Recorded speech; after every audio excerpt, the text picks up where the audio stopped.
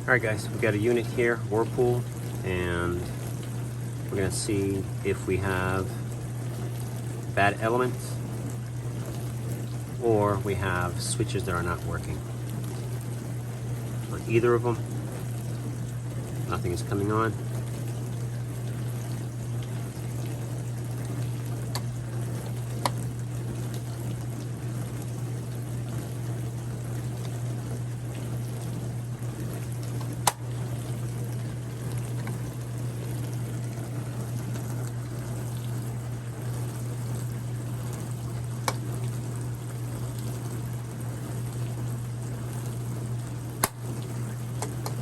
I think one was working.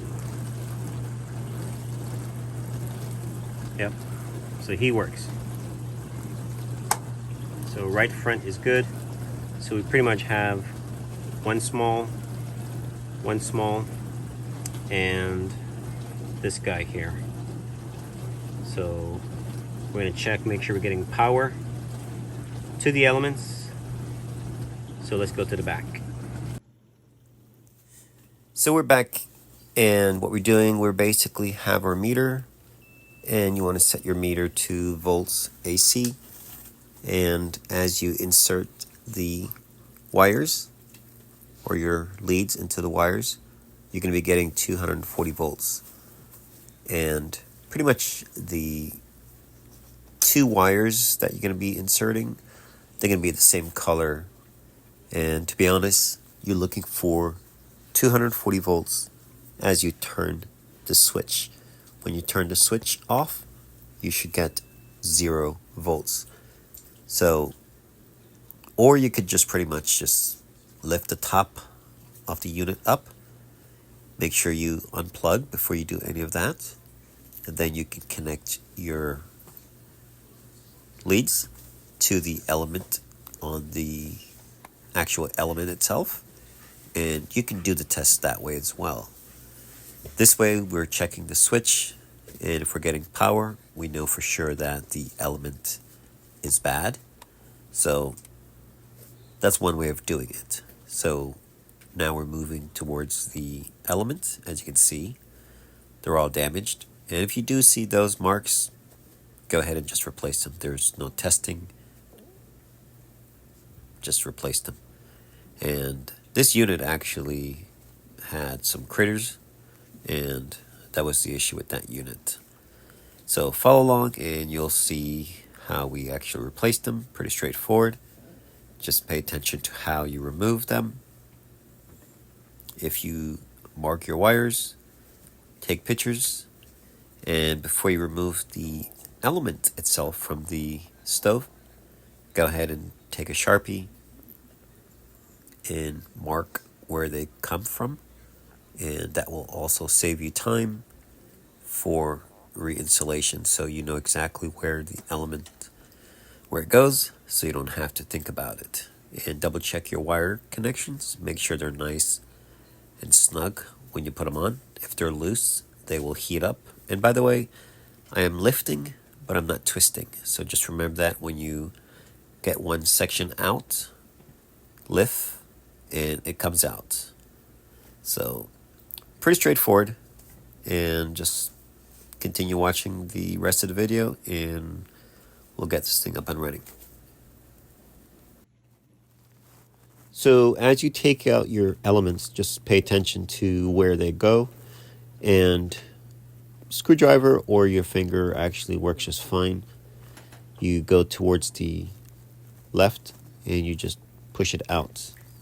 But definitely do some marking just so you know where they go. Definitely makes installation a lot easier. And make sure they're all the way pushed down. There's a tab, and they actually fit into the base once you fully push them down. And that will keep you from having to remove the top if they're not lined up.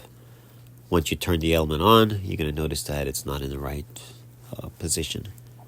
So, all right, so before you put your wires on, make sure you get them off. Pay attention to where they go.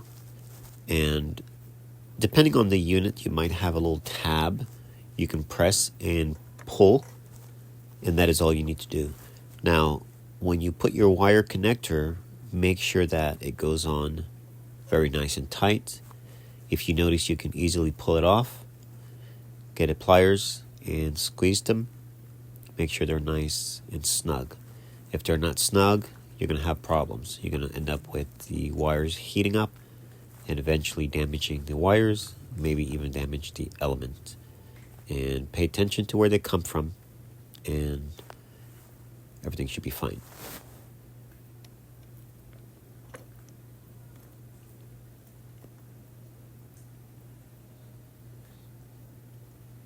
If any wires are super close, go ahead and use your screwdriver or something and slowly, keyword, pry and get them apart. You do not want them touching.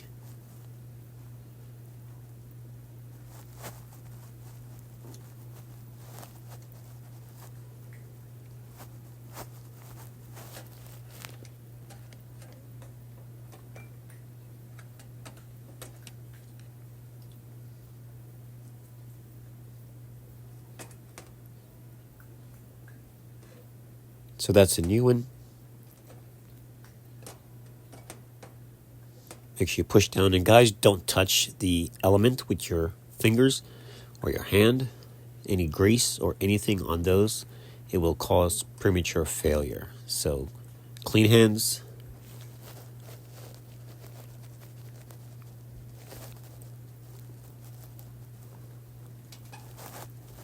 Nice close up here so you can see.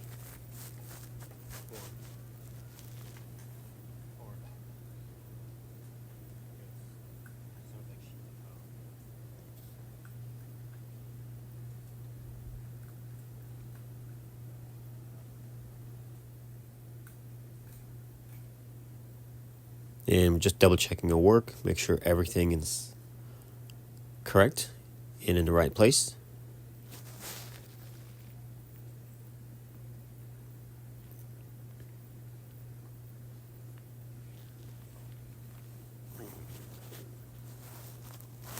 All looks good.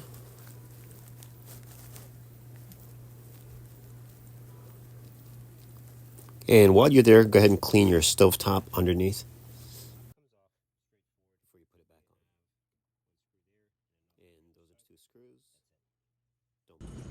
All right, guys, make sure you check these. Make sure they're all lined up before you actually put the screws in. So everything should be where it was originally. Checking.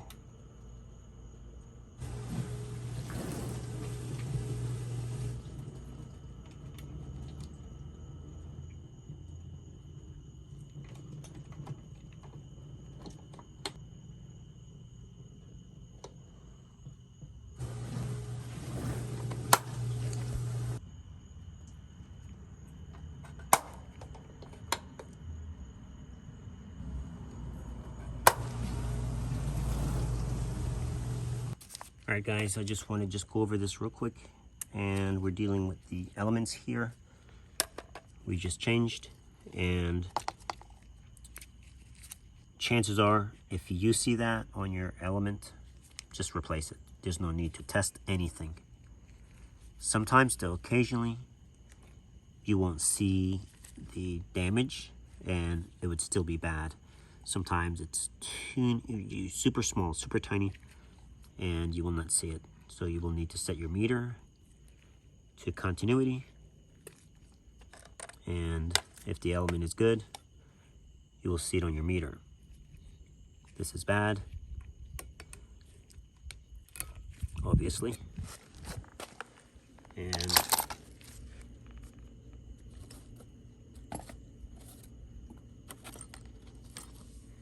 we have a good one here. I think he's good. And these are the terminals. And if he's good, we should get a reading. There you have it. Okay. So, good element will always have a resistance. And 9 times out of 10, if you get a beep, that means it's good. Usually, if it's a big element, the resistance is too high, so it will just show the reading, and that will be it. All right, guys, now you know how to check your element, and it depends on your situation. If it's easier to lift the top off the stove, sometimes if the stove is difficult to get out, you can turn the breaker off, get your meter leads, and you can put them on here. Put your meter on volts AC and turn the switch. If your switch is good, you will get 240 volts right here, and this will come on. If you're getting 240 volts here and this is not on, this is bad. All right. Yes, and if you're not getting 240 volts, and this is good, meaning getting a reading, then you'd replace the switch. Thanks for watching.